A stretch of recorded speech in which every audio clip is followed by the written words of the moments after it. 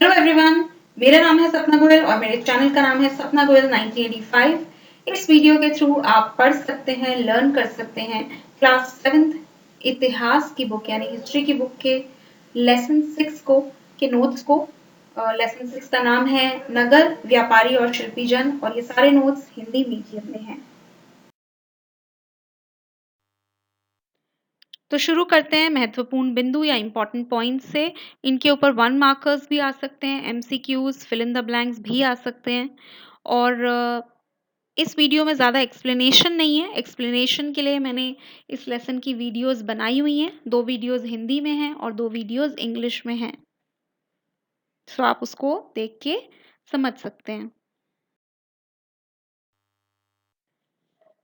ये कुछ और इम्पोर्टेंट पॉइंट्स हैं और मैं हर स्लाइड को 7 से 8 सेकंड के लिए पॉज करूंगी ताकि वहां पे आप अपने वीडियो को पॉज करके नोट्स को कॉपी कर सकें।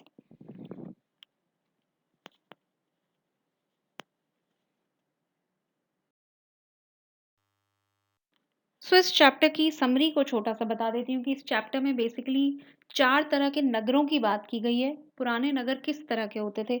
या तो वो प्रशासनिक केंद्र होते थे जैसे कि तंजौर था, जहाँ पे मतलब वो बेसिकली राजधानी होती थी, वहाँ से सारा काम राजा अपना करते थे, संभालते थे और वो बड़े शहर होते थे। तो तंजौर एक प्रशासनिक केंद्र था और तंजौर में मंदिर भी थे, इम्पोर्टेंट मंदिर्स थे, टेम्पल्स थे।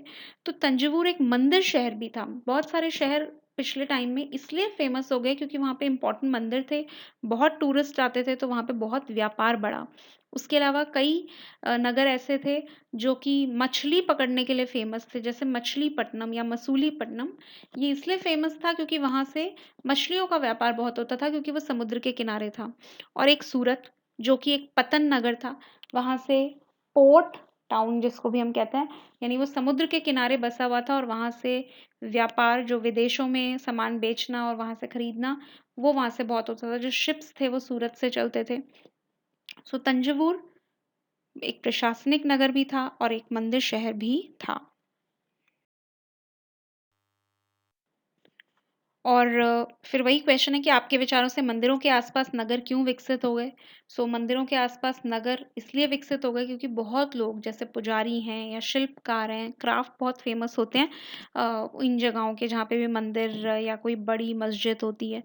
और लोगों को मंदिरों की वजह से काम मिलता है।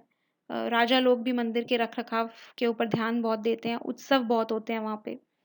सो और मंदिरों के निर्माण कार्य के लिए शिल्पी जन महत्वपूर्ण होते थे क्योंकि वो बहुत सारा आर्किटेक्चरल स्टाइल्स जो थे वो सब ये शिल्पी जन ही करते थे।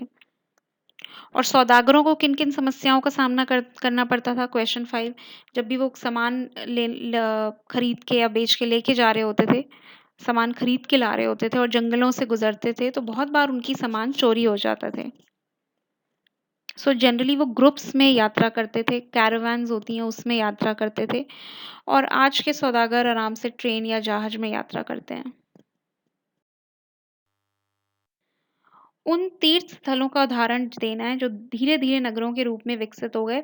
सो वैसे तो बहुत सारे हैं बट कुछ फेमस हैं जो आपने सुने हुए हैं। भीलस्वामिन ये है मध्य प्रदेश में, सोमनाथ गुजरात में है, कांचीपुरम या मदुरै तमिलनाडु में है, तिरुपति आंध्र प्रदेश में, वृंदावन उत्तर प्रदेश में, तिरुवन्नमलई तमिलनाडु में।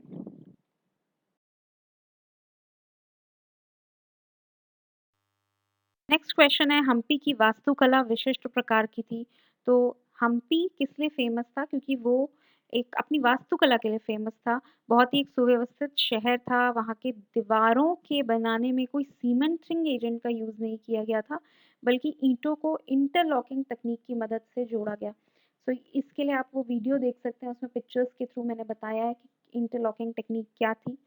और बहुत सारी इमारतें थी, सुंदर मेहराब थे, गुंबद थे, खंबे थे, बगीचे थे, तो इसलिए भी वो फेमस था।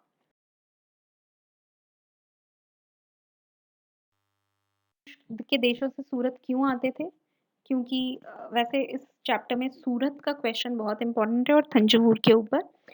सूरत एक बंदरगाह शहर था, एक पतन नगर था यानी पोर्ट टाउन था, समुद्र के किनारे बसा हुआ था। तो वहाँ से बहुत सारे जहाज चलते थे और दूसरी कंट्रीज़ से जो जहाज़ आते थे, वो सूरत के ऊपर आके रुकते थे। फिर मक्का के लिए जाने के लिए सूरत से जाना होता था। वहाँ पे बहुत सारी सुंदर इमारतें थी, पार्क थे। महाजनों का जो बिज़नेस था वो बहुत फ़ेमस था। सूरत की हुंडियाँ दूर देशों में भी अ, जो हैं फ़ेवर की जाती थी, एक्सेप्ट की जाती थी।